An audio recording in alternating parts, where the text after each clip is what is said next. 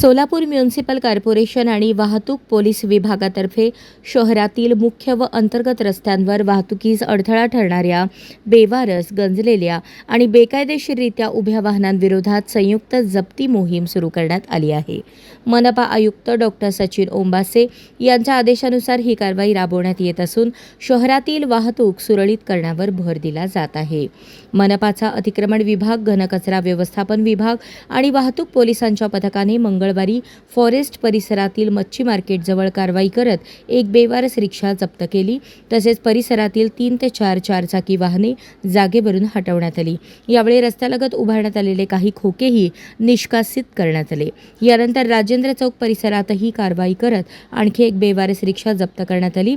विशेष म्हणजे बेवारस रिक्षा जप्त करण्याची कारवाई महानगरपालिकेकडून प्रथमच करण्यात आल्याने वाहनधारकांमध्ये खळबळ उडाली असून रस्त्यांवर अडथळा निर्माण करणाऱ्या वाहनांविरोधात पुढील काळातही मोहीम सुरू राहणार असल्याचे प्रशासनाने स्पष्ट केले आहे.